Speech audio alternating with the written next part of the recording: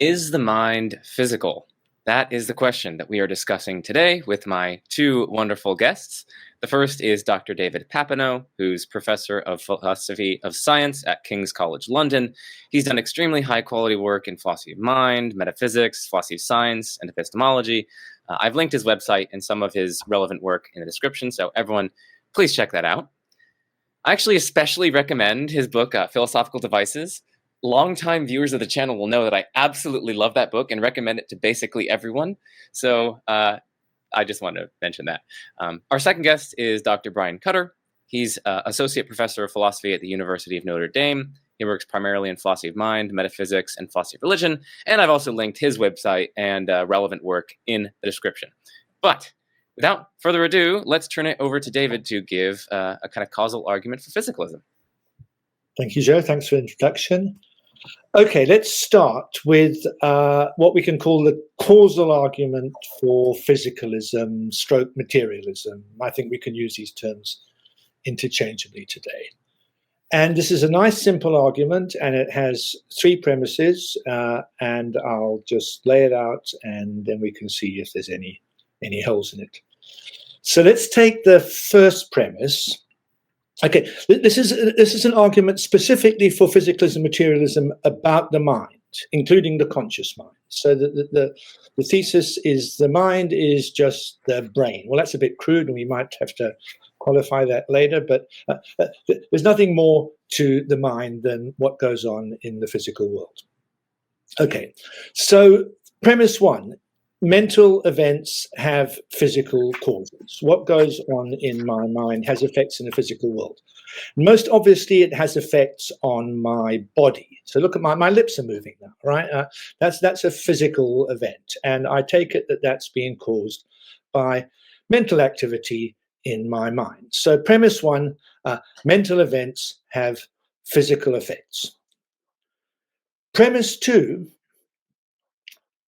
okay, we'll call the first premise the efficacy premise. That's premise one. Premise two, we can call it the causal closure of the physical, the closure premise. The physical realm is causally closed. Every physical effect has a fully sufficient physical cause. You don't have to go outside the physical realm to find all the causes you need for physical effects. And in particular, that applies to the physical effects of my the mental events that I mentioned in premise one. So, I mean, to see why, I mean, think of a physiologist explaining why my lips are moving or why my arm goes up when I decide to raise my arm. And the physiologist will say, well, that's because various messages are coming down, signals are coming down your nerves. They're causing the muscles in your lips to contract and move as they do. And why do those messages come out? Well, there's certain activity in your motor cortex. And why is that? Well, because there's certain neural activity in your speech center. And why is that? Because there's certain neural activity in your prefrontal cortex. And the physiologist will expect to be able to trace the chain of causation back, just staying within the physical realm, not having to go outside the physical realm. So that's an instance of the causal closure of the physical. Every physical effect has a fully physical cause. Okay, premise three, I'm going to call it the no overdetermination premise. And what are we to make of what I've just said so far, premise one and premise two? We've got there's certain physical effects that have a mental cause. Premise two says all physical effects have a physical cause. I mean, should we conclude that these physical effects, my lips moving, are overdetermined, that they're caused twice over? I mean, there are events that are overdetermined. Poor guys shot and struck by lightning at the same time. One effect, two simultaneous causes. Do we want to think of what's going on in my lips moving case like that?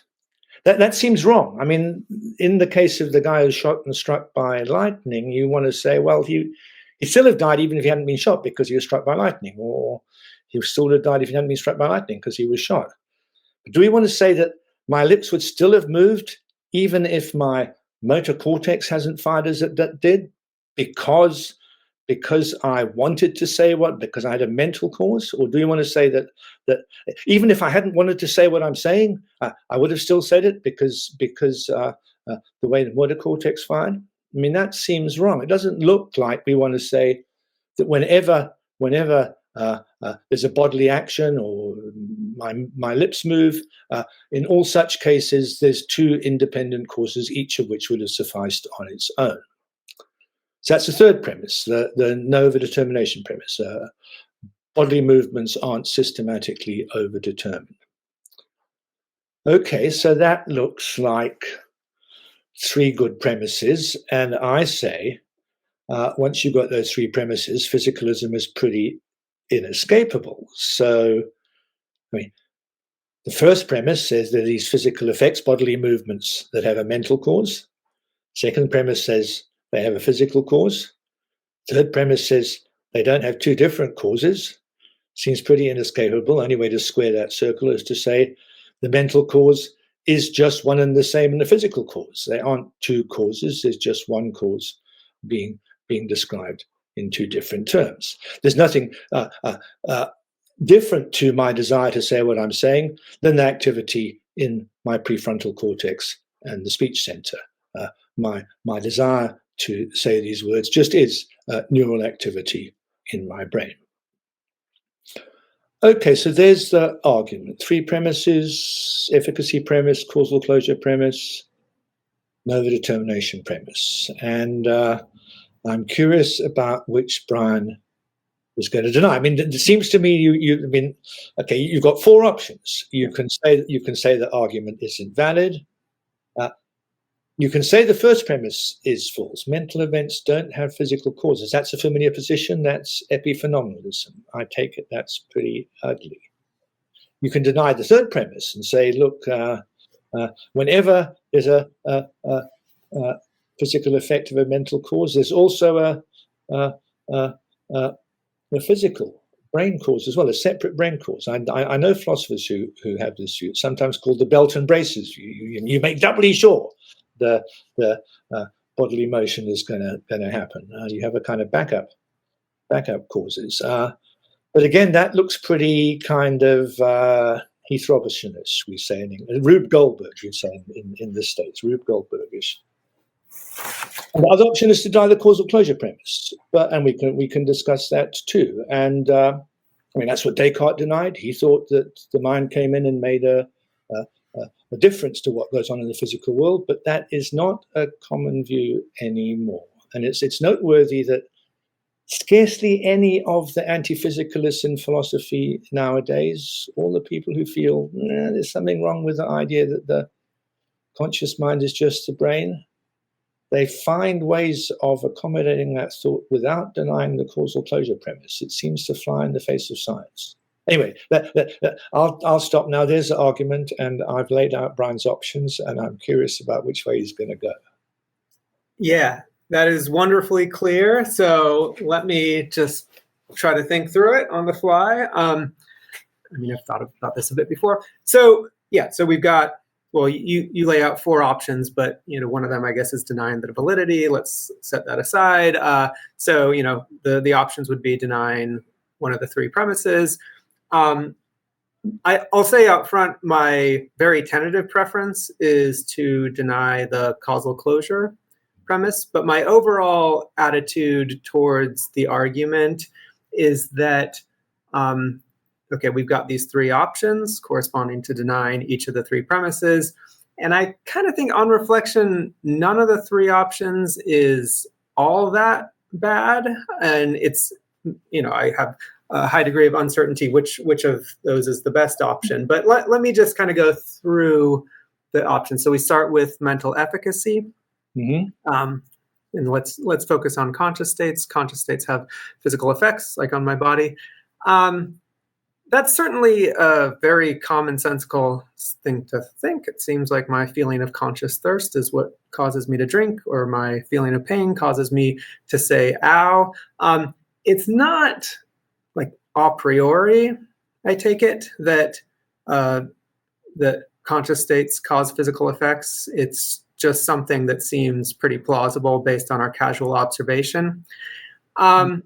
Something Frank Jackson and other epiphenomenalists have said, back when Frank Jackson was an epiphenomenalist, is, well, sure, anything can fail to cause anything, and we might just find upon empirical investigation that while there was a constant conjunction between A and B that led us to think that A causes B, it turns out that there was some underlying common cause, C, that both caused A and then caused B a little bit later, thereby accounting for the fact that A events typically are followed by B events.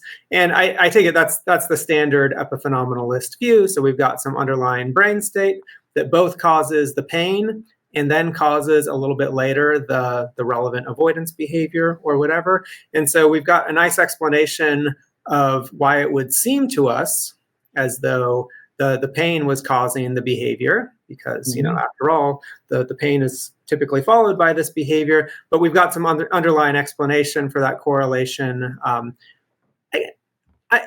curious what you think is so bad about that view. I mean, I don't have a strong argument against that view. I put the premise down, but I didn't back it up very much, except by saying this is a pretty weird view. Okay.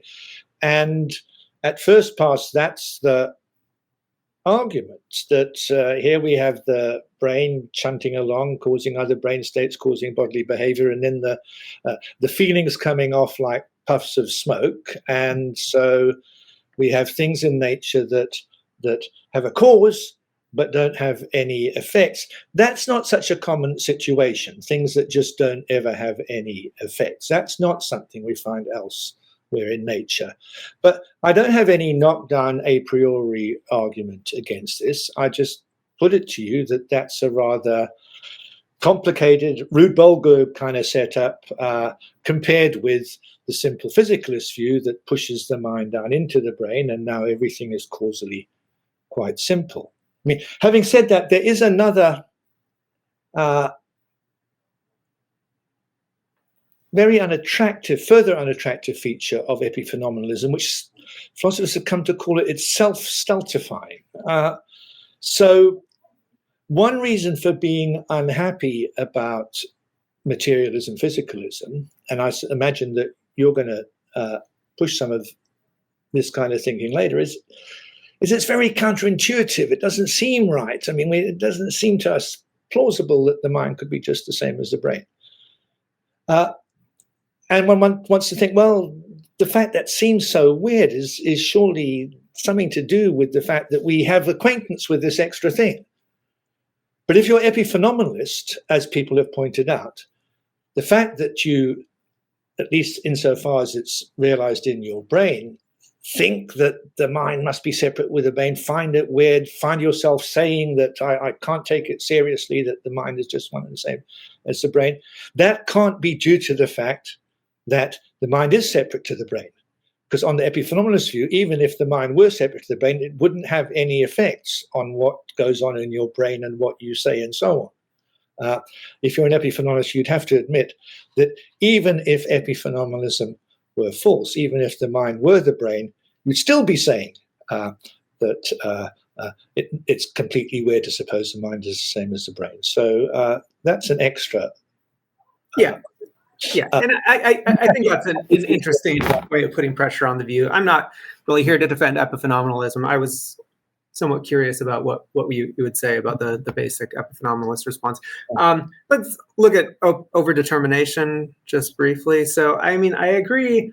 On the surface, it looks weird to accept this belt and braces view where whenever your conscious state causes some physical effect, there's this additional totally redundant physical state that also causes the very same effect.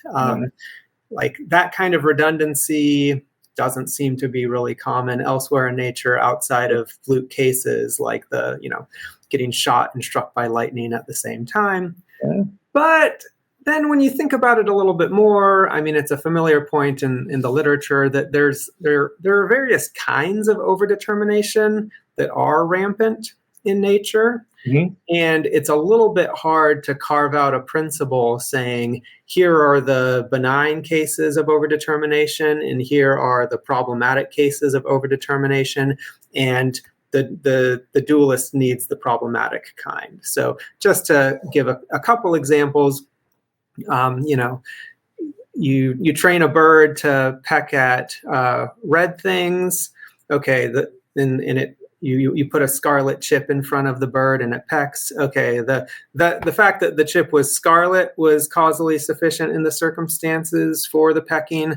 Also, the fact that it was red was causally sufficient in the circumstances for the pecking. So it looks like we've got these two distinct facts or states of affairs or occurrences, both of which cause or are causally sufficient for the effect. That doesn't seem problematic. Okay, now in that case, there's a metaphysically necessary relationship between the one fact and the other. The fact that it's scarlet metaphysically necessitates the fact that it's red. So maybe you could say that, it's only a problematic kind of overdetermination if there's metaphysical contingency between the two causes. But now let's think about functionalist views. So I've got some biological realizer state, and then I've also got a more abstract functional property of having some property or other that plays a certain causal role. Mm-hmm. Now the biological state, let's say, is causally sufficient in the circumstances for me saying ow. But then I also have this functional state that seems relevant. Maybe I'm a role functionalist about pain, and I want to say that being in pain just is having this role functional property. Mm-hmm.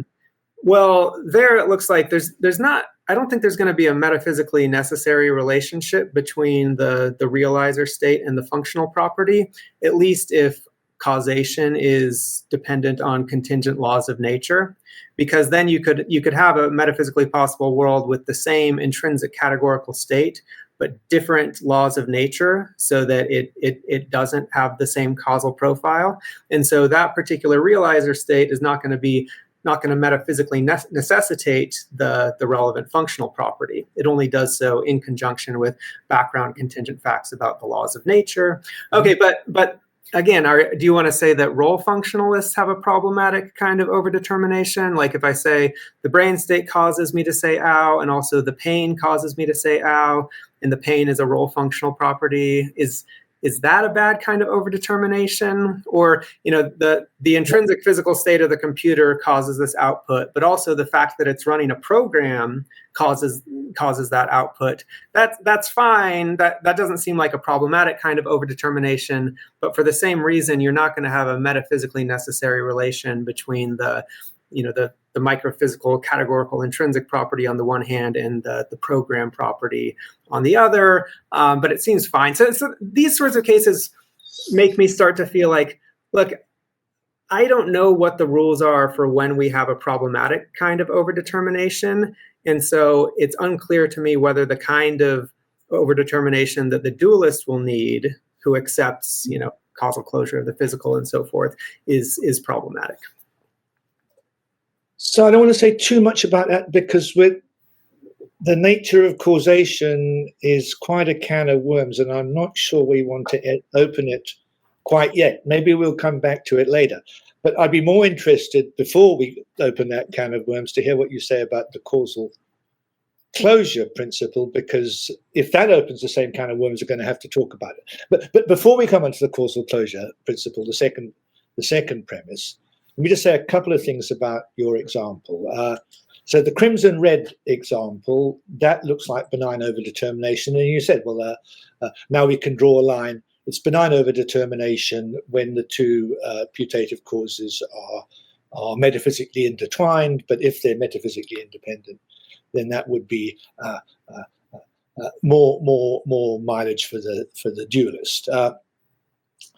So you switch to the role realizer functionalism case, and you rightly pointed out that the functional property needn't be metaphysically dependent on the intrinsic realizer property. But now I want to say I don't like functional properties as causes. they're kind of. I would never buy that the functional property is a cause in the first place. So that doesn't look like a case of dualist but benign overdetermination. It's not overdetermination at all. Functional properties are kind of second order properties. They don't look like the kind of thing that in the order business of being causes, and they're also constituted by their effects, which again makes them awkward as causes. So that's what I'd say to those examples. But I'm keen to move on to the causal closure. Okay, good. Yeah, I mean, just one comment. That does suggest that maybe you think that the argument, if it works, doesn't just work against dualism, but also works against role functionalist views. And so anyway, potentially there's a broader target, or at least parallel arguments do. But let's talk about causal closure. I guess I don't want to use the whatever we call it, the causal argument I first sketched as an argument against role functionalism. I think there's, role functionalism is a horrible position from the get-go, from the start. Okay. So causal closure, I guess my thought here is maybe it's not so implausible to respond to the argument by saying we're not justified in accepting causal closure, because after all, there's a ton about the brain and how it works that we don't understand. Every neuroscientist will admit that. And so it looks to me that because we have such an incomplete and impoverished understanding of how the brain does what it does, we don't have a huge amount of empirical evidence that there aren't any events in the brain that lack a sufficient physical cause. That's the first point. The second point is maybe a quibble, but maybe significant. So I think the way you describe the principle, you use the language of sufficient physical cause. So everything that happens, with regard to physical behavior and brain functioning has a sufficient cause in terms of prior physical events. So if sufficient means something like it's nomologically necessary given the cause that you get the effect, then that's probably going to be incompatible with physical indeterminism. Now, maybe that's a quibble, but it seems to me that it's at least an open empirical possibility that there's significant amounts of physical indeterminism going on in the brain, maybe certain microphysical quantum events going on in individual synapses are such as to, make an in practice concrete difference to our behavior.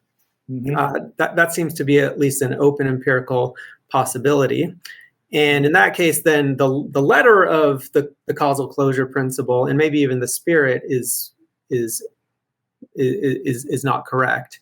Mm-hmm. And then we might wheel in very speculative possibilities. Of course, people have suggested maybe consciousness plays a role in collapsing the wave function or resolving physical indeterminism at the quantum level. If there is significant physical indeterminism in the brain, which I believe is an empirical open possibility, and we could defend the tenability of the idea that maybe consciousness plays some kind of role in collapsing the wave function, not totally sure how to spell out that theory in any detail, then taken together, denying the causal closure of the physical and accepting some kind of like dualist interactionism would seem to be on the table or not ruled out by our current state of scientific knowledge. I'm curious what you think about those responses. So let me distinguish two thoughts in there, because I think they're both very interesting and worth discussing, but they kind of raise separate issues. One is the thought, let's suppose that the quibble, I don't think it's a quibble, but what you call the quibble isn't an issue, and we'll come back to that in a second. But you might say, look, where's the evidence for every physical effect has a physical cause? Who shows that Descartes was wrong? I mean, why shouldn't we be straightforward interactive dualists? I mean, there's a separate mental realm, and sometimes it influences what goes on in the physical world. Where's the evidence against that? We don't know much. We don't know everything about how the brain works. I mean, how's that been ruled out? And that's a topic I'm very interested in, and maybe we should put that to one side for the moment and come back to discuss it later, because I'm very interested in the history of that issue. So that was one thought. Where's the evidence against Descartes? Okay. The other issue was, what about quantum mechanical indeterminism? I said every physical effect has sufficient physical cause, and you might say, but hang on, quantum mechanics tells us lots of things just happen. Radium atom decays. I mean, another radium atom just the same didn't decay. I mean, it's quantum mechanics just tells you the probability of its decaying in a certain time period. And there's no difference between the one that decays in that time period and the one that doesn't. If I'd have been a bit slower, I might have said every physical effect has a sufficient physical cause insofar as has a cause at all. I might have phrased the second premise in such a way as to leave room for quantum mechanical indeterminism. And the reason why I'd have been happy to phrase it more carefully is I don't think quantum mechanical indeterminism really makes a difference to the argument. Because I could say, look, every determined effect has a fully physical cause, and every chancey event has its chances determined by prior physical circumstances.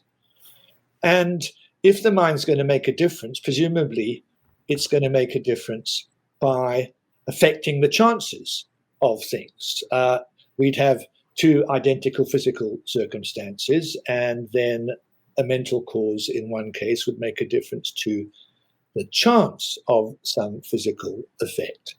But that itself would contradict quantum mechanics. Quantum mechanics takes it that the chances of undetermined events are fully determined by prior physical circumstances, leaving no room for an independent mind to make a difference. I mean, either the independent mind is epiphenomenal or it overdetermines the chances. So we're back where we started. I mean, you had the thought that maybe the mind is being active in turning the quantum mechanical wave function, which gives you potential for certain outcomes, a quantitative specification of potential in terms of probabilities, into actualities.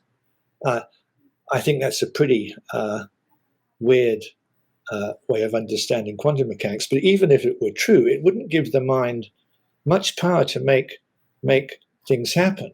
It just takes something that's completely chancy and then makes it realize itself in some way or other, but the mind doesn't control what happens. It just controls that it's turned from being a radium atom that might decay in 10 seconds' time to a radium atom that's decayed or not. The mind can't decide whether it decays or not. It just makes it there be a fact of the matter about which way it comes out. And that doesn't give the mind much scope to influence all the things we want it to influence, like the movements of my lips and so on. Yeah, I certainly don't want to defend any particular concrete proposal for how consciousness interacts with quantum mechanics or plays a role in collapsing the wave function. My thought was something a little bit more vague, which was, our best physical theories, at least at the microphysical level, kind of leave open what happens in certain circumstances wherein there seems to be a wave function collapse. And so it seems to kind of like leave open the possibility that something other than what's in the physical might play a role. And since physics is kind of incomplete in this sense, or at least indeterministic, some people have had the thought that it's at least inviting towards other factors that might play a role. Now, spelling that out in detail, I wouldn't know how to do. But I think you do a good job. I mean, the dilemma of like, okay, but either I'm going to need to say that So, like, is consciousness changing the chances of these effects? Well, in that case, you violate the revised causal completeness principle that the chance of any physical effect is fully determined by the physical causes. Okay, which probably that would be the thing to deny once you more carefully formulate the causal completeness principle. But now I have concerns about, like, the empirical evidence. Okay, so what we make these observations, and in some cases it looks like all the physical stuff taken together doesn't determine the outcome, only kind of leaves open which effect will occur. Maybe we can assign chances to it, but why think that the chance is fully determined in every single case just by the physical effects? It looks like it's empirically, it's compatible with all our evidence that that there's some other factor which, taken together with the physical, gives you chances in some particular cases that are different from the quantum mechanical chances. Maybe they still respect the frequencies, but in terms of this, like, objective chanciness, So what I'm more interested in how strong. I mean, backing up, how strong is the empirical case for causal closure? I get that it's probably a methodological assumption of neuroscience, but how strong is the empirical evidence? Good, but I think that takes. I try to separate out the quantum mechanical thing from the more general idea of causal closure, and I want to look at the history. And I think you've reverted to that. I don't. I think the quantum mechanical thing is muddying the water. I think what you want to say, whether we're talking about chances or determination, you want to say, look, who said that the basic physical fields, forces, electromagnetism, gravity, and so on, are the only things that influence the evolution of physical systems? Who showed us that there isn't some mental force field of the kind that Descartes had in mind that makes a difference too? I mean, maybe it only operates in brains, but there's been no conclusive evidence that no such thing happens in the mind. And I think you can argue that without bringing in the complications of quantum mechanics. And that's a nice, straightforward challenge. I suggest that we leave that, and maybe we come back to that as my second argument. I think it's kind of very historically general intellectual issues.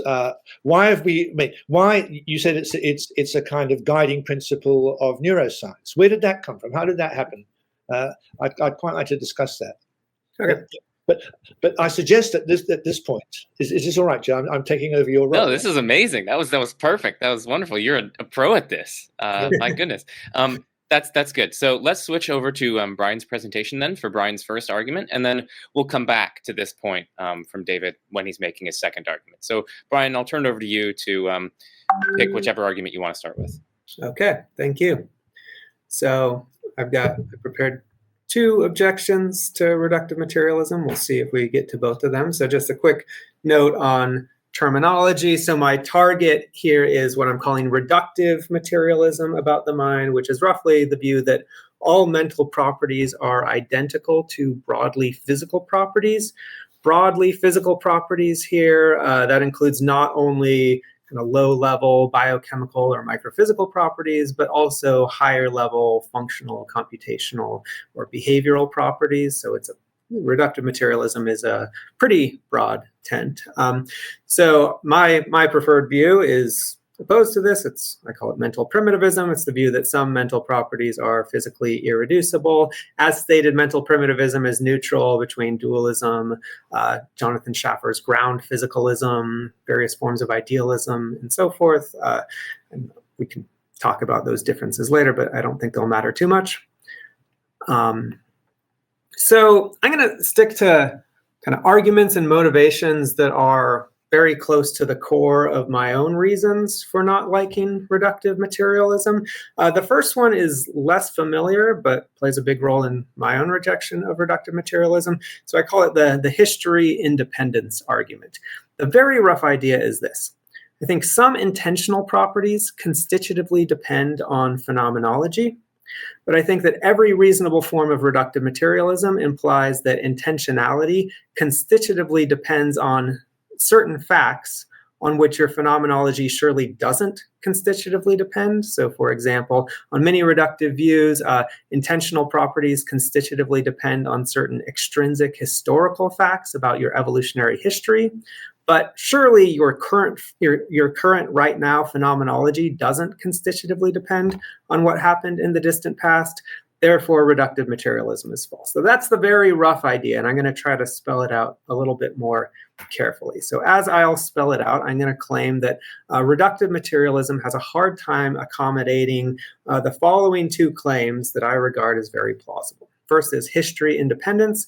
The phenomenal character of my current experience, that is what it's like for me subjectively to undergo my current experience, doesn't constitutively depend on events in the distant past, such as facts about which properties caused certain neural states among my ancestors. The second claim that I'm saying is very plausible is what I'll call phenomenology content link, that there's some kind of necessary or constitutive connection between the phenomenal character of an experience and its intentional content. By the intentional content of an experience, I just mean the way things appear to the subject or the way things are presented to the subject of the experience. Let me briefly clarify and motivate each of those two claims. So history independence. So I think David agrees with this. In a recent book, the way he puts it is that intuitively phenomenal properties are here and now properties, or in my terminology, they are temporally intrinsic in the sense that their instantiation in a given interval of time t is entailed by the intrinsic character of the t time slice of the entire world. One way of thinking about this is that your phenomenal properties, I claim, would be shared by all possible temporary duplicates of you, where a temporary duplicate of you as you are now is a possible being that's exactly like you in all intrinsic and extrinsic respects over a given stretch of time. So they might differ from you outside the relevant stretch of time, before or after, but they're exactly the same as you intrinsically and extrinsically over the given stretch of time. That's what I mean by a temporary duplicate. So intuitive examples of non-temporally intrinsic properties would be, being a Nobel laureate, which essentially depends on what happened in the past, having once been touched by Abraham Lincoln, being a widow, being a real $100 bill, or being 5 minutes to take off. That last one requires something of the future rather than of the past, but it's similarly not temporally intrinsic. Examples of intuitively temporally intrinsic properties would be, being round, or shape properties generally, being negatively charged, and having a mass of 50 kilograms. So this is kind of intuitive bedrock, but for me, it just seems very, very plausible that what it's like for me right now is more like being round than the property of having once been touched by Abraham Lincoln. It's wholly a matter of how things are right now. It might causally depend on stuff that happened in the distant past, but it doesn't, what it's like for me here and now doesn't constitutively depend on what happened in the distant past. Second claim, phenomenology content link.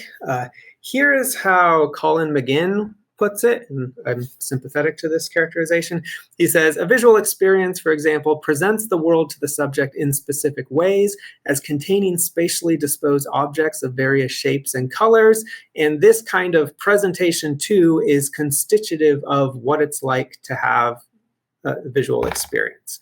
So claims like this just strike me as fundamentally correct on reflection. So consider just like an ordinary experience as of a red and round thing. So maybe you're looking at a red construction paper circle cut out against a white wall, normal conditions, good lighting, and so forth. Okay, you look at it, your experience has a certain phenomenal character, and also there's a way things seem to you. There's a way things are presented to you. It sensorially appears to you that there's a red round item in front of you. It seems to me that these two things are necessarily related.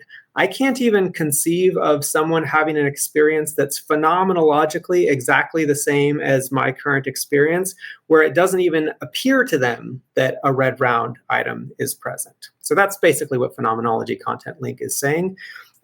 An opposing view is what Colin McGinn calls the medium conception.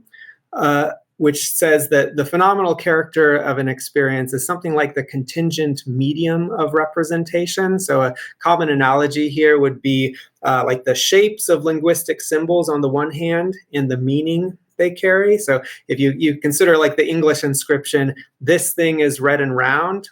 Okay, clearly in a different community that use symbols differently, that very same inscription, the same symbols with the same shapes, could carry a different meaning. It could carry the meaning that a roughly textured star-shaped object is present or whatever. So there's some kind of contingent relationship between the shapes of the symbols and the meaning. And according to this view, there's a similar relationship between the phenomenal character of an experience and its intentional content. What McGinn says is the medium conception is the kind of view which, once clearly articulated, sheds whatever attractions it may have initially possessed. I very much resonate with that claim. I have a feeling that David doesn't, so maybe we'll come back to this.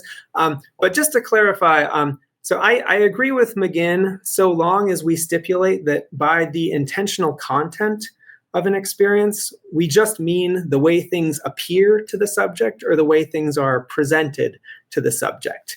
I agree that the medium conception might be the correct view about the relationship between phenomenology and what an experience like indicates or means or in some sense represents. I mean, you can imagine a circumstance where we have phenomenally red round experiences only in the presence of roughly textured star-shaped objects. And in those circumstances, I'm perfectly fine saying, like, okay, the phenomenally red round experience indicates or means or represents that a roughly textured star-shaped object is present. But that's surely not the way things are presented to the subject. That's not the way things sensorially appear to the subject. I have something about color inversion, but in the interest of time, I'll skip over that. Okay, so I claim that it's hard for reductionist views to accommodate both of these claims, history independence and phenomenology content link. I think the reductionist literature implicitly agrees with me on this. I mean, basically, reductionists who work out views in detail tend to divide into camps based on which of these two they want to uphold. So reductive externalists like Michael Tai, Fred Dretsky, William Lycan tend to accept phenomenology content link at the expense of history independence. Internal biological brain state people tend to, like David himself and Karen Neander and Ned Block and many others tend to uphold the history independence at the expense of phenomenology content link. To my mind, both claims are really, really plausible. It would be nice to accept both, but to accept both, I think we're going to have to reject reductionism. So why is that? Well, so one popular reductionist view about intentional properties, and David himself has defended views along these lines, though I'm going to oversimplify it here, is to reduce intentional properties to certain extrinsic historical properties. So here's the very rough idea. So the thought would be like to have a sensory appearance with the content a red round thing is present is to token a certain internal physical state that represents that a red round thing is present. And what it is for the internal physical state to represent that a red round thing is present is just for it to have the function of indicating that a red round thing is present, where functions are then cashed out in kind of etiological terms in terms of the selection history of your visual system or something along these lines. There are other non-historical accounts of intentionality. I'm going to ignore those for the purposes of this argument. I think all of them, so some maybe make intentionality depend on the future effects of the state. But I think all reductive views of intentionality are going to make intentionality constitutively depend on certain factors that phenomenology intuitively doesn't constitutively depend on. And that's going to be enough to run this style of argument. So here's the official argument, just to lay it out precisely. So let's let R be the fully specific phenomenal property that characterizes what it's like for you as you look at a red round thing in normal conditions, good lighting, etc. So premise one, this is basically the history independence claim. R is temporally intrinsic. That means that all possible temporary duplicates of you as you are now have this phenomenal property R. Second, Necessarily, anyone with R is such that it sensorially appears to them that a red and round thing is present. That's basically phenomenology content link applied to this particular property. It follows from 1 and 2 that all possible temporary duplicates of you as you are now, are such that it sensorially appears to them that a red and round thing is present. But premise 4, for the reasons I just gave, if reductive materialism is true, then some possible temporary duplicates of you as you are now aren't such that it sensorially appears to them that a red round thing is present. So this is pretty clear on kind of history-dependent views of intentionality. So, consider counterparts of you in a Russell world. So someone just like you as far as the present moment is concerned, but they just sprang into being together with the rest of the universe 5 minutes ago. They're not going to have the relevant past history that confers the functions on their visual system. So they're not going to be in a state that carries the content that a red round thing is present. But they're stipulated to be temporary duplicates of you. Okay, it follows from 1 through 4 that reductive materialism is false. So that's the argument. A lot of moving parts there, but hopefully it came through clearly. And I can maybe turn it over to David to see how he wants to respond. That's great. That's nice and clear. And it's so nice and clear. I know exactly how I want to respond. So I agree with you that conscious character, what its likeness, how it feels, is intrinsic. It's here and now, depends on what's going on inside you. And I agree with you that the only serious materialist theories of representation make representational content extrinsic. You can do it in different ways. I'm very extrinsic. I think it depends on evolutionary history. That's pretty radical. But most people think it depends on correlations, systematic correlations between what's going on inside you and your environment, and that makes the content of your mental states extrinsic matter. You could be just the same inside you and in a different world, different planet, and your representational contents would be different. So, of course, I deny the content-character link. And I should say up front that it's terribly intuitive that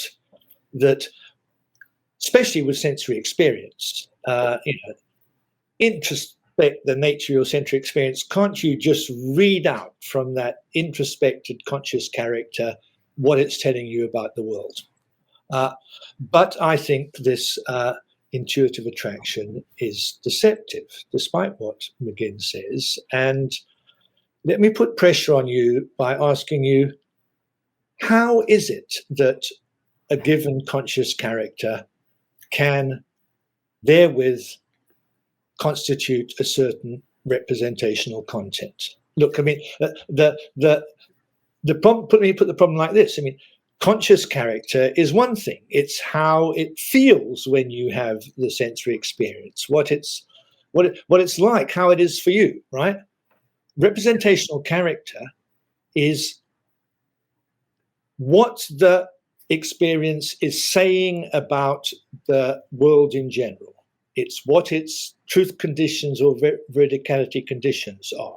Now, you started to smuggle in, though, you're just talking about how it appears to the subject, but we don't want to allow that word appears, how it seems to be a weasel world that somehow covers both things at once. Yeah. So I think if your argument's going to run, the intentional side, how it appears, must have something like correctness conditions attached. It's laying down a condition on how the rest of the world is, not just what's inside your mind, but I mean, sometimes you'll have intention, you'll have represent how things are inside your mind, but mostly you represent things, how things are outside your mind. So there's a challenge. How is it that this feeling can lay down conditions on how the rest of the world is? Now, I think it's a contingent matter. I have the idea that it's like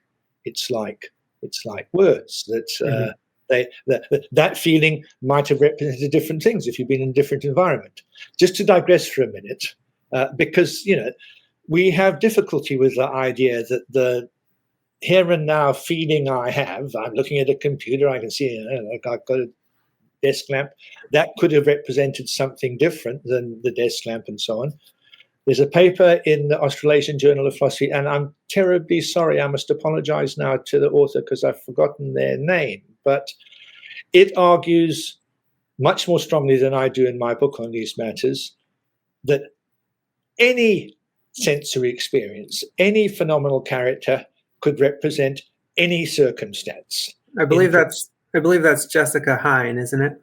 Exactly, the recent graduate from MIT. Is Yes. that right? Yeah.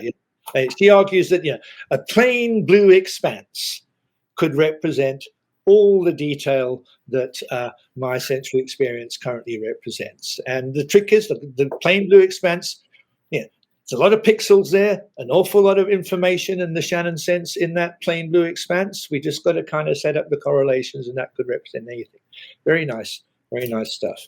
But put that to one side.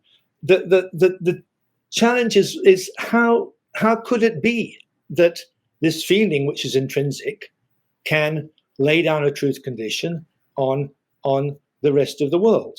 And the standard thought, what drives people in this area, is they think that, take the property of roundness. The lampshade on my desk lamp is round. And the thought is, well, my sensory experience involves that same property. The property of roundness is in my sensory experience. Harman's transparency. Introspect your sensory experience.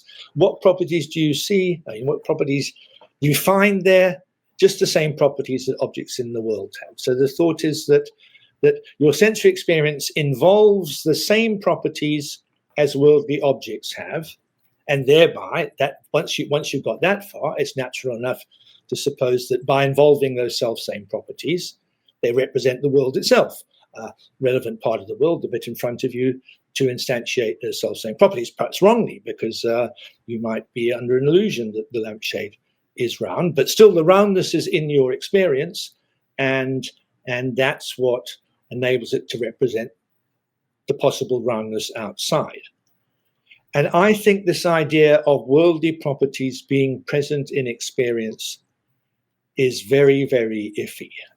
And I'm curious about whether you would want to go along with it. I mean, the difficulty, of course, is what's going on in the case where I'm under illusion and the lampshade isn't round, right? So I want to say, the lampshade's not round, and I'm not round, and my brain's not round, and to be honest, the experience isn't round. I mean, in what sense is roundness in the experience? And you might find McGinn, but you'll certainly find Ty and Dretske and Harman saying, the roundness is in the experience as uninstantiated, this property, which isn't possessed by anything in the vicinity, nevertheless somehow gets into the experience.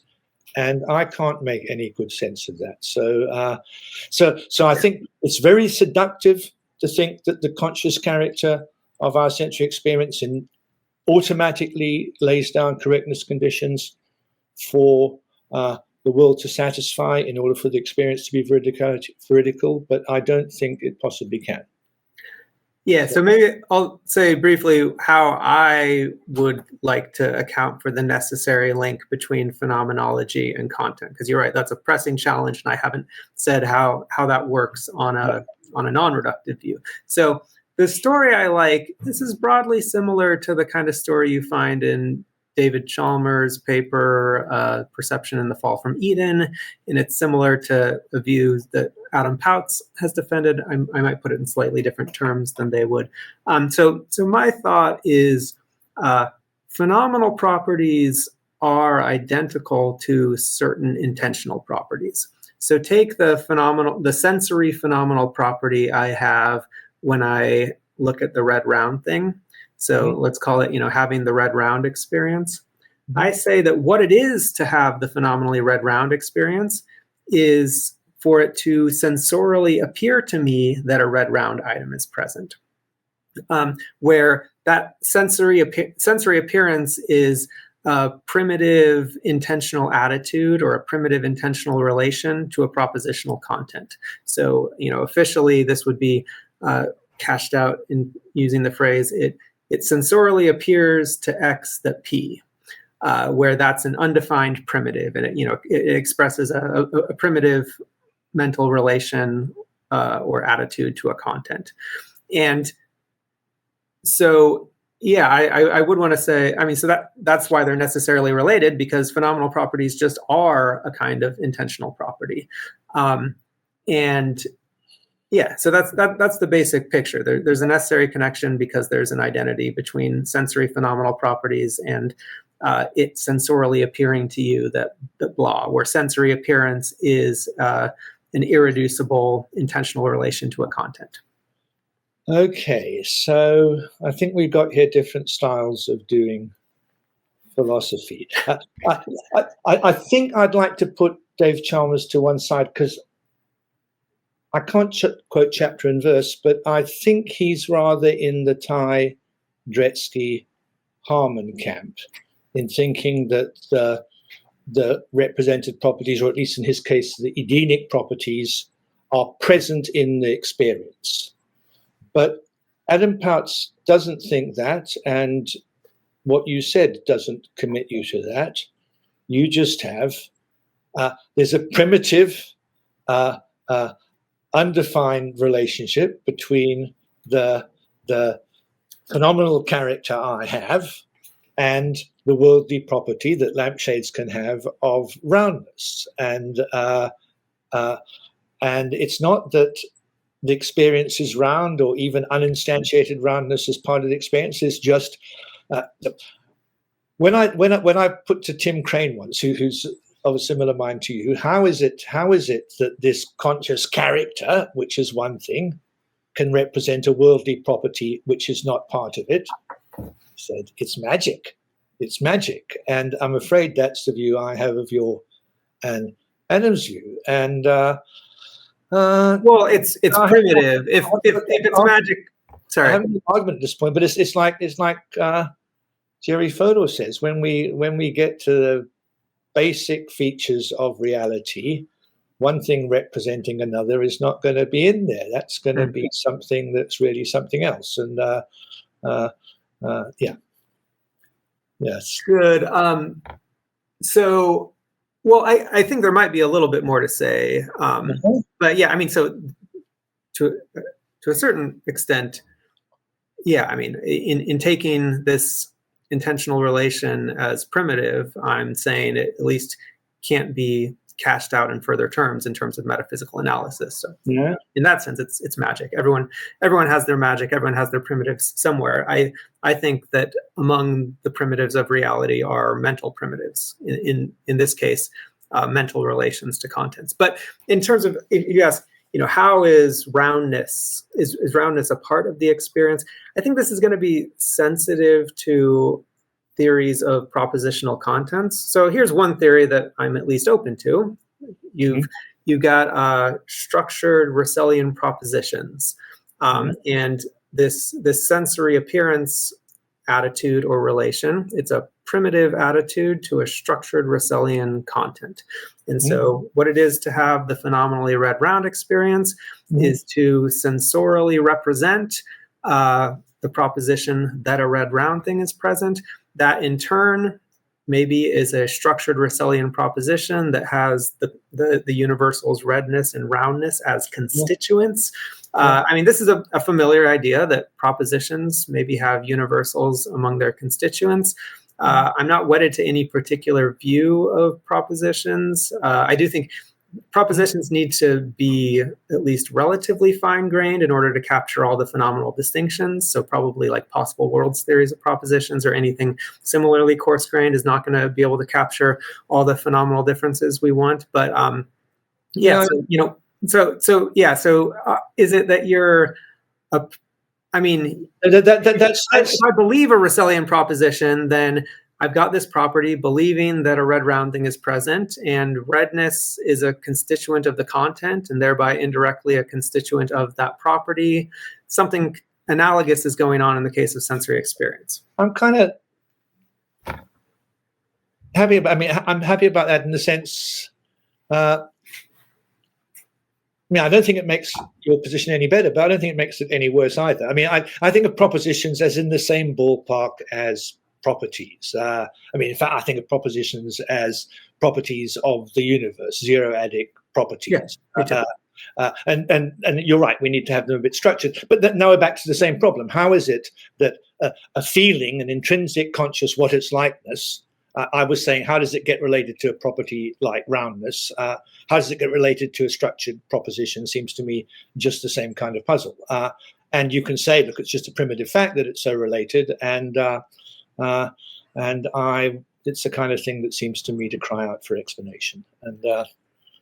But I think we're at bedrock on this issue. Yeah, Brian, how about you make one last point, and then let's return to the causal argument, and because I know David wants to kind of trace out the history there. So, Brian, one last point on this, and then. Yeah, good. So, I guess I would say we probably agree that we are mentally related to propositions. We do represent doxastically, perceptually propositions. Yeah. And the only remaining question is whether so just take so we bear the sensory appearance relation to propositions like that a red round thing is present, and then we ask, what is it for it to sensorially appear to you that a red round thing is present? And where we differ is, you want to further cash that out. You say, oh, well, it's you give a reductive analysis in broadly physical terms, and I say there's no further story. That's my primitive. So anyway, that just to kind of clarify. So I'm not saying, well, we have an experience, and then that experience is just brutally related to the proposition, and I don't have for who knows why. No, I'm saying the experience, to have the experience just is to be intentionally related in a certain way to the proposition. Now, I don't have a reductive analysis of that intentional relation because it's my primitive, and you do. But that I think is the difference. I'm worried that you're making your position sound more attractive than it by using this sensorily appear to construction. I'm very happy we are related to propositions, and in a sense, when we have sensory experiences that relate to the propositions, I'm happy to say that it sensorily appears to me that something is red and round. But in my terms, that would be true of, was Jessica McCain? Am I remembering the name right? Jessica Hine, I believe. Jessica Hine. When I have this plain blue expanse, which, as it happens, because of the correlations, represent something red and round in front of me. In that case, it would appear to me that it would sensorily appear to me that something is red and round. And now it seems to me, I don't think you buy that as a possibility. That denies phenomenology content link. So I'm going to use your construction, sensorily appears to me, I will say that's a case where it sensorily appears to me that something is red and round. So perhaps our agreement isn't as much as you think. But let's turn to the history stuff. Okay, so the question is, why should we think that every physical effect has a full physical cause, insofar as it has a cause at all? And look, one issue we haven't talked about is, what does physical mean in this context? Yeah. And in certain contexts, we need to say more, but I'm happy in this context, and I suspect you would be too, to say that we may as well understand physical as by the via negativa, not fundamentally mental. It's whatever the non-mental things are, because if every physical effect has a physical cause in that sense, then the causal argument will show us that the mental must in fact be reduced to something else that's not mental. And where did the premise come from that in that rather generous sense, every physical cause has a physical effect? And I think it's very interesting to look at the history, because that's kind of regarded as a datum in many circles nowadays. And certainly when I started arguing about these issues, I just took this as an obvious premise. And I did find some people challenging me, but as I observed earlier, it's not a premise that very many people deny. Not many people are ready to be Cartesian interactive dualists. David Chalmers isn't. Frank Jackson never was. He'd rather be an epiphenomenalist than an interactive Cartesian dualist, because he thinks every physical effect has a full physical cause, insofar as it's not just chancy.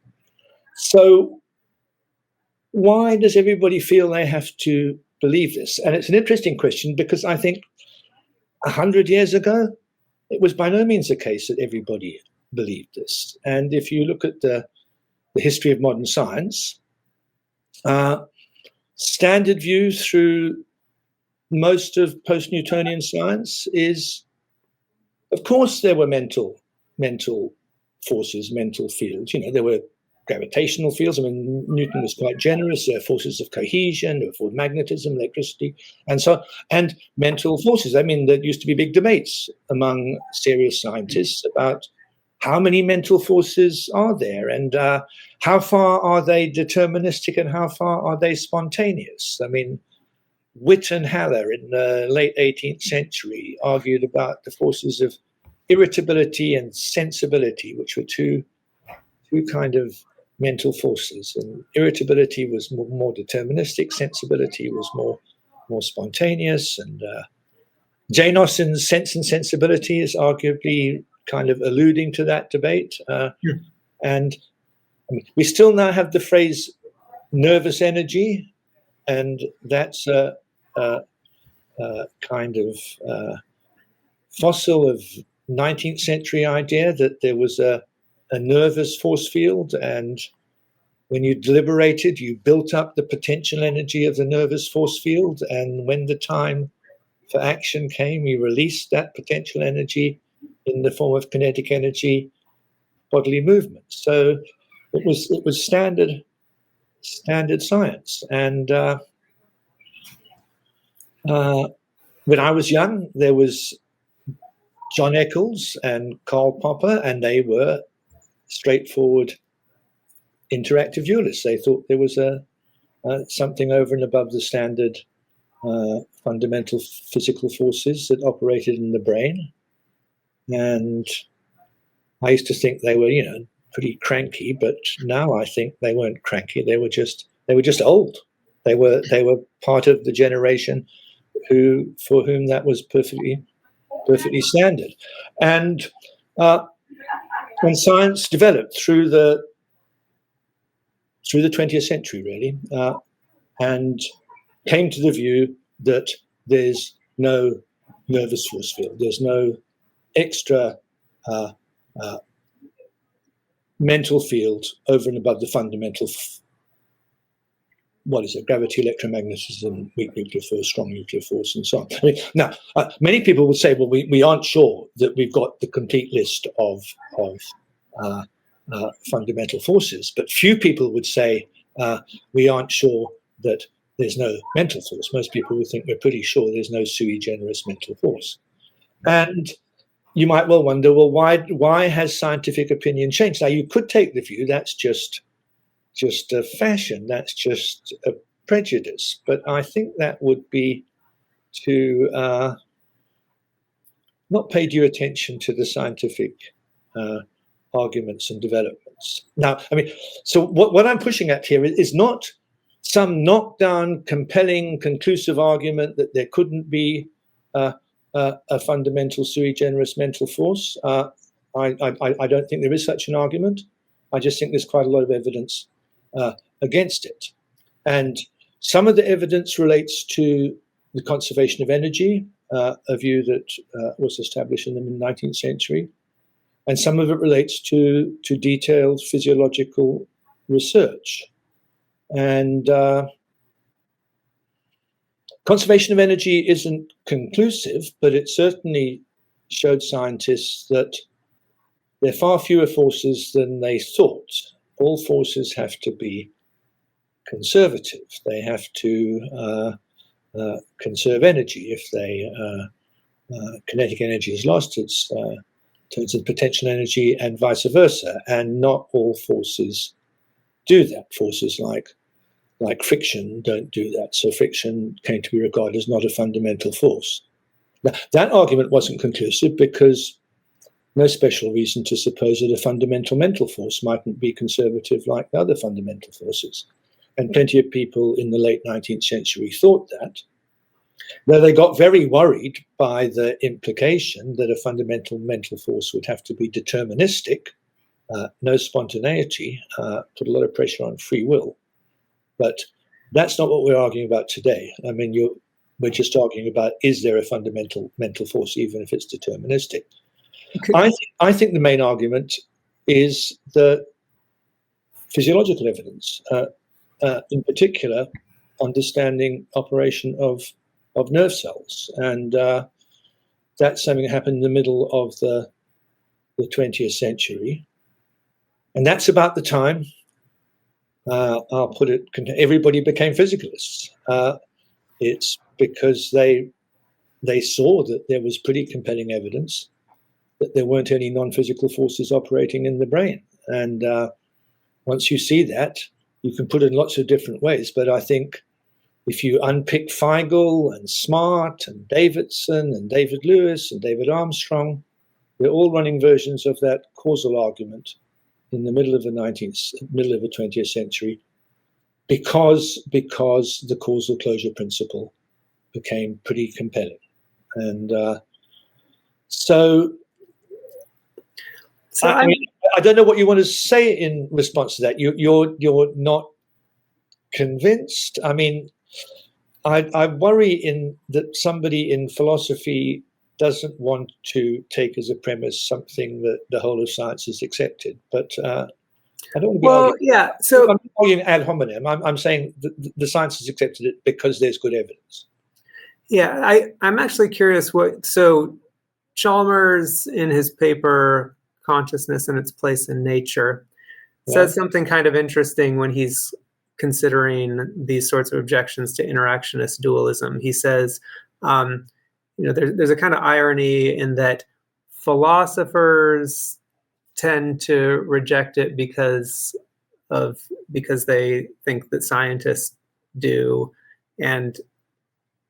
or for scientific reasons, and scientists reject it for philosophical reasons. I think he's specifically thinking about physics. So, like, philosophers assume consciousness doesn't play a role in collapsing the wave function or whatever, because physicists don't, and physicists dismiss that view because they assume for philosophical reasons that it's bad. And if that's the story of why this is so broadly popular, then I worry there's actually not great evidence for it. Another way of thinking about this. I mean, that might be right about quantum mechanics, because quantum mechanics is a mess philosophically, and physicists aren't particularly good at dealing with that kind of philosophical mess. So maybe they do take their lead from philosophers. But I'd be very surprised if physiologists in the middle of the 20th century switched from thinking that we had to give due regard, like Eccles, to the possibility of non-electrochemical influences in the brain, to dismissing that because of what philosophers said.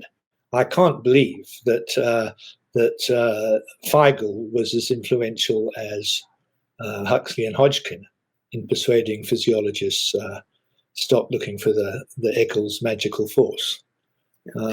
I guess my thought is, so I mean, it's true that I take it that neuroscientists in practice work under the methodological assumption of the causal closure of the physical. They find something going on in the brain, and they don't entertain the hypothesis that like, oh, maybe this is where like non-physical consciousness kicks in. Maybe they can't find an actual physical cause, but they assume that to the extent that it's caused at all, there's got to be a physical cause. But if that methodological assumption is based not so much on empirical evidence, but just the philosophical assumption that there's something fishy about dualism, then I'm not really too worried about the fact that neuroscientists take on board the methodological assumption of the causal closure of the physical. But to the extent that they really have all this empirical evidence, then I would be bothered. And that's some. Yeah, but let's get the cart before the horse. There's nothing fishy about interactionist dualism. I mean, interactionist dualism is a perfectly coherent metaphysical picture, and I put you that all scientists before 1850 endorsed it, and they only slowly gave it up finally around 1950. So nothing philosophically fishy about interactionist dualism. It's only fishy if you believe the causal closure of the physical. That's where all the philosophical arguments against it come from. So we've got to focus on the causal closure of the physical, not the influence of philosophers on the suppose we froze Descartes at the moment of death, cryogenically froze him, and then we woke him up in the 21st century, and we said, hey Descartes, bad news. We've got some evidence that your view is wrong, and so I guess I want to know, like, what are we pointing him to? Which textbook chapter? So Descartes in the 17th century, he already, of course, there was tons about the brain that he didn't understand, but he thought of the body as pretty much entirely a machine. He thought there was one small part of the brain that got like directly affected by the immaterial mind. Okay, he made a guess that it was the pineal gland. That's probably not very plausible, but that I think is not essential to the picture. I mean, the essential thought is like there's some area in the brain, perhaps very small, that's getting directly affected by the non-physical consciousness or the non-physical thought, but probably most of what goes on in the brain can be mechanistically explained. And now we fast forward to the 21st century, and you want to point to some physiological evidence that shows that Descartes' view is now no longer a plausible thing to think. But I mean, I'm thinking like Descartes already in the 17th, I mean, maybe he didn't know that it was like neurons or whatever, but like he would have expected that like most of what goes on in the brain has a mechanistic explanation. So now it's the 21st century. What have we found? Well, we found that like there are cells in the brain, and to a large extent, for the most part, their activity can be explained by physical causes in terms of, other cells and in the neurotransmitters and the dendrites and the synapses and so forth. I mean, Descartes would have expected that story is there to be found for the vast majority of what happens in the brain. Do we have strong evidence that that's true for like every cell, for the vast majority of cells, and not just that every cell has its activity physically influenced by other cells, but that there's a complete causal explanation of all its activity? I mean, this is kind of just an open question for me. I just want to know, like, how strong is the I'll tell you what I would do. I mean, 6 years ago, I would have referred him to all the neurological research, starting with Huxley and Hodgkin in the 50s. But if he came back today, I'd show him the large language models. And because remember, Descartes did not think that pretty much everything in the brain can be explained mechanistically. He thought there's no way a machine could talk or reason. And he thought the mind was needed for all that. And I would have said 10 years ago, look, there's ample evidence that the workings of neural systems can account for all this thinking and talking. But it would have been somewhat indirect that made me think that. But now, I mean, look, we can debate about how smart large language models are, but they certainly can speak elegant and grammatical and apposite English and every other language. And so I think Descartes would be a bit surprised by that. Good. So I mean, that's a great and fair point against Descartes. I feel like that's maybe importing more specifics of Descartes' position than I'm that I'm concerned to defend here. But I mean, so yeah, Descartes thought you could not give a mechanistic explanation of like linguistic behavior. Not to my sensibilities and to the sensibilities of people like Chalmers and others who are sympathetic to dualism, that is just no part of the initial motivation for dualism whatsoever. It's not like I observe people engage in certain behaviors and I think, wow, there's no way you could have a mechanistic explanation of that kind of behavior. It's more like, no, on the basis of purely philosophical considerations, I think consciousness itself could not be physical. And since I've got this consciousness thing sitting around, I think like, well, probably it's like doing something. I think we're going off topic here. I mean, you're alluding to, I mean, Dave Chalmers has never, as far, apart from the mind collapsing the wave function, doubted the causal closure of the physical. The big conscious mind book, it's not an option for him. Now, I mean, he's got lots of interesting arguments for dualism, and if we had more time, no doubt you would run through some similar arguments as well. But that's kind of not what we're talking about at the moment. We're just focusing on the causal closure of the physical, and I don't think Chalmers right. arguments against that. Yeah, so I wasn't meaning to. So I guess I was thinking the motivation for rejecting or doubting causal closure is not that I find some behaviors like linguistic behavior that I think there's no way we could explain that in physical terms. It must have a non-physical cause. The motivation is something like this. On purely philosophical grounds, I think consciousness isn't reducible to the physical. That's step one. And then step two is some of the things that you said about like epiphenomenalism. That seems kind of weird. Overdeterminationism, that seems kind of bad. So that makes me think like, well, it would be good if I could say that this wasn't just kind of like dangling off, not doing anything, because I agree that epiphenomenalism and overdeterminationism look prima facie unpalatable. And then I want to know, do I have empirical, I mean, causal closure is an empirical claim. I want to know how good is the empirical evidence for it. And so because I agree with you that it's at least awkward to accept epiphenomenalism or overdeterminationism, and I think I have independent reasons to think that consciousness is non-physical, that warms me up to at least taking seriously the rejection of causal closure. But it's not that I think like, oh yeah, linguistic behavior, you could never mechanistically explain that. I totally agree. Like large language models, if I didn't already think so, like large language models would be a definitive proof that you can mechanistically explain linguistic behavior. It's a pity so we haven't looked at the other arguments. And I can see the line of thought that if we have independent reasons for thinking the conscious goings-on must be separate from the physical goings-on, then it would be surprising if they were forced to be epiphenomenal, and it would be nice to show that they aren't. And that would give you a reason for doubting causal closure. Finding a place like the pineal gland where they make a difference, but wouldn't have to be the pineal gland. Good. So maybe I'll turn to the second argument that I wanted to discuss, or it's maybe so simplistic that you wouldn't even call it an argument, but it's one of the fundamental motivations for me, and this is what's sometimes called the intuition of distinctness. So many of us, including reductionists, have strong distinctness intuitions. Intuitions, for example, that it's one thing to have a neon green experience. It's another thing to undergo a certain pattern of neural firing, or to be disposed to behave in certain ways, or to implement a certain computation, or so forth. So these intuitions that, like, phenomenal properties are not one and the same as certain physical properties. That's what I mean by an intuition of distinctness.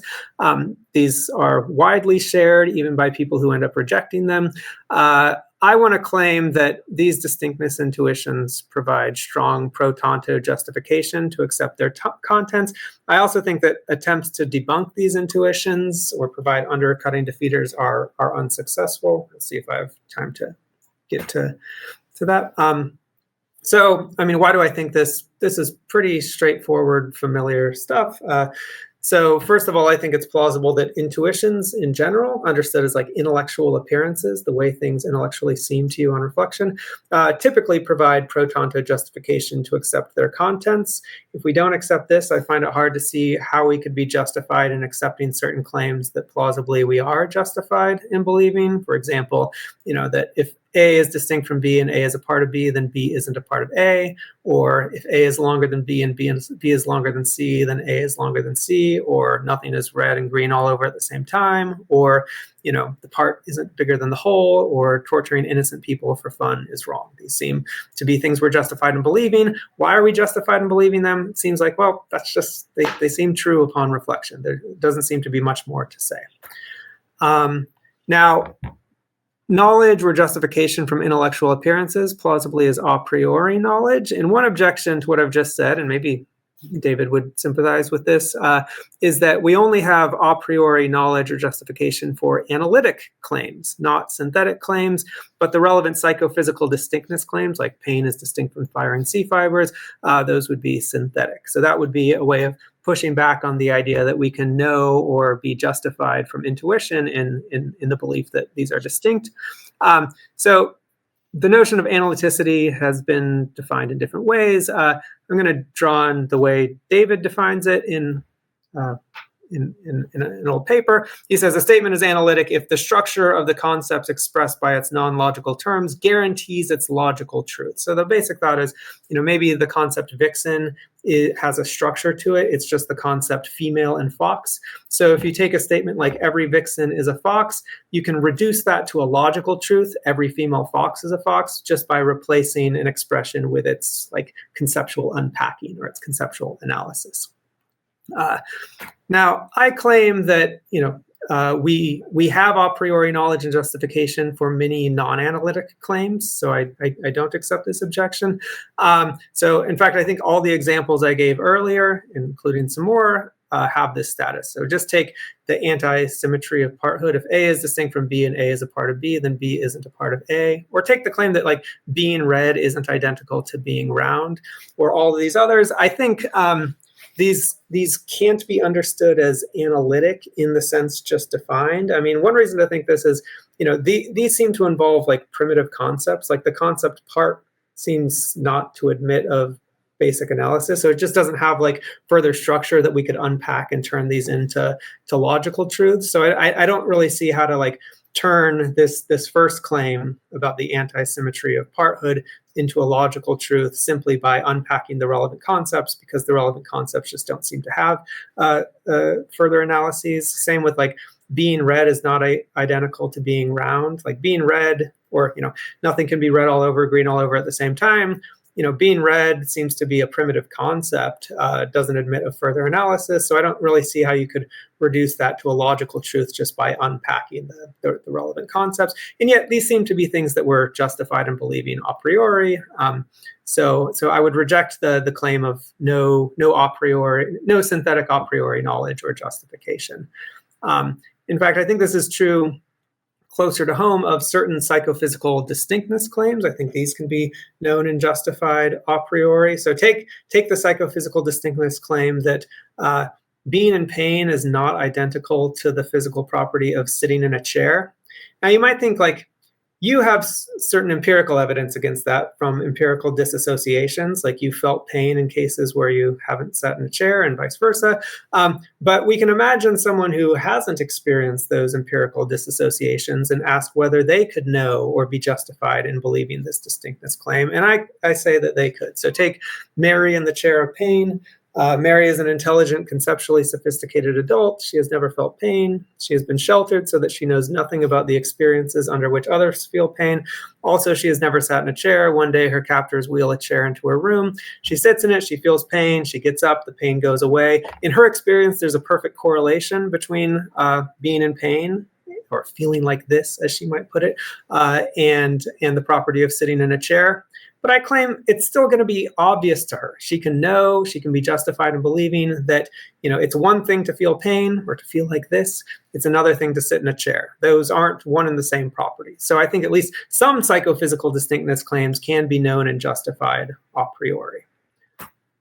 There are attempts out there to debunk distinctness intuitions. Usually these involve psychological theories that explain why the phenomenal would seem distinct from the physical, even if, in fact, they aren't. I'm not going to go through these in any detail, but I'll give two reasons for thinking that these are probably not going to succeed, in my view. So first, I doubt that any intuitions can be fully explained in purely physical terms. That's because it seems to me that intuitions give rise to an explanatory gap just as much as sensory appearances do. So intuitions are just intellectual appearances considered as mental states and not just as like dispositions to make reports. I think there's going to be an explanatory gap there. So I think there's going to be a principled problem with giving a physicalistically acceptable explanation of intuitions in general, including psychophysical distinctness intuitions. Even setting that aside, there's going to be obvious overgeneration worries. So presumably there's a psychological explanation for why being red seems to be distinct from being round, or why it seems to us that 2 + 1 = 3, or why the longer than relation seems transitive. But we wouldn't want to say that by giving these explanations, we've thereby debunked the contents. So there would at least be a challenge. Like, why would a psychological explanation of our psychophysical distinctness intuitions debunk them? I'll leave it at that. Okay, I'm slightly curious about how that argument's supposed to go. Let me. So,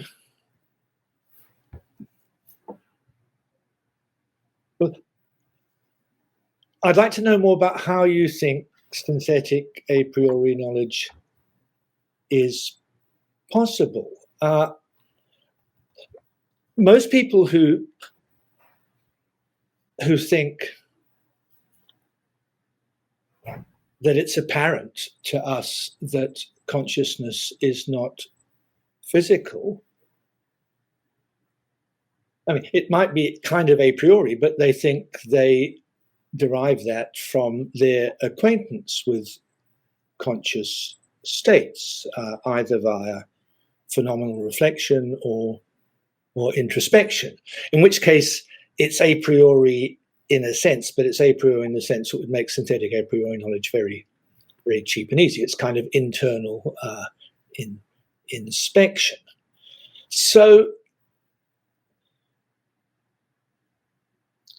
the question is, when internal inspection tells us that conscious feelings clearly aren't physical, should we trust it?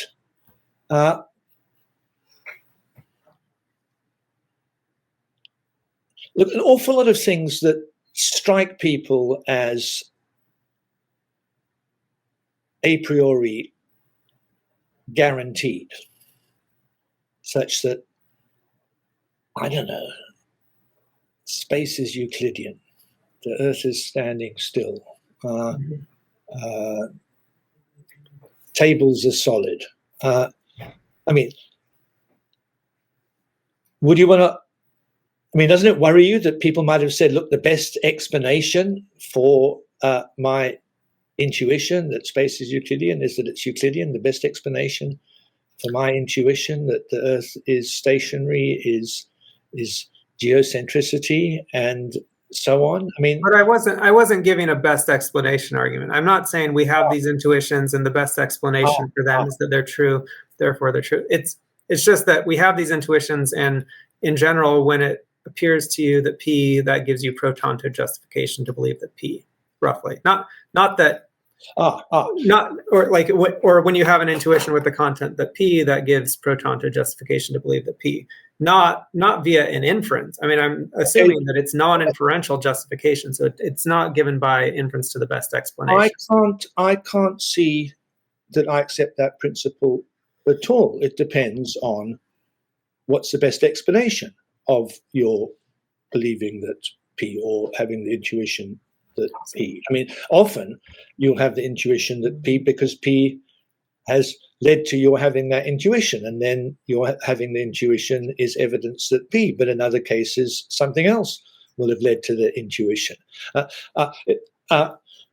And so I don't think you can separate out whether intuitions, judgments to the effect that P are pro tanto evidence that P from the question of what's the explanation of your having the intuition, the belief. And now I'm worried that we segued into this argument looking for some causal closure, independent reason for believing in dualism, which would then give us reason to be suspicious of causal closure. But of course, the absence of causal closure is kind of a prerequisite of the truth of dualism being the best explanation of your dualist intuitions. If causal closure is true, then even if dualism obtained, it couldn't be the explanation for at least your thinking and so on. At least you're saying and your brain telling you that dualism is true. As I said earlier, even if physicalism was true, the dualist has to think, even if physicalism were true, we still find ourselves saying these things.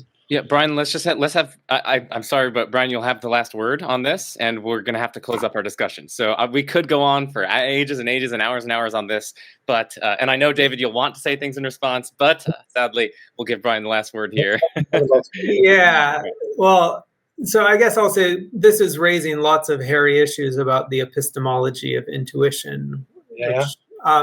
And related hairy issues about how synthetic a priori knowledge is possible. Ever since Kant, people have had anxiety about like how synthetic a priori knowledge is possible, and I agree it's prima facie pretty mysterious. But I will say I don't accept the principle that intuition only gives you justification when the truth of the content is the best explanation for why you have the intuition, or that you can, independently argue that that's the best explanation for why you'd have the intuition at all. I think it just provides foundational but defeasible, non-inferential justification to believe the content. And the reason I think that is just because basically the examples I gave, I think if we deny that, then we become overly skeptical about certain things that it seems very plausible we can know. Like, it seems like if, longer than is transitive. If A is longer than B and B is longer than C, then A is longer than C. That seems to be something I can know, I am justified in believing. What's the best explanation for why I have that intuition? Could the fact itself be part of the explanation? Maybe, but it's not like I independently need to argue that that's the explanation in order to be justified in believing it. I think I can be justified in believing it just because it seems true. That's a controversial claim in epistemology, but it is one that I think is plausible, and it is part of why I think that these distinctness intuitions can have some weight. Defeasible, definitely, you need to look at the considerations against, but just to give some defeasible justification for rejecting materialism. Well, thank you guys both so much for coming on and for the amazing discussion. I think we covered some really fun ground. So I'm really grateful to you guys. For the audience, please check the links in the description to both of their websites and their work. Really excellent stuff. And of course, for the audience, if you made it this far, you probably see value in the work that I do. So please consider becoming a patron. Please smash that like button, turn on that little bell for notifications. And of course, what better way to end is there than I'm Joe Schmid. This is The Majesty of Reason, and peace out.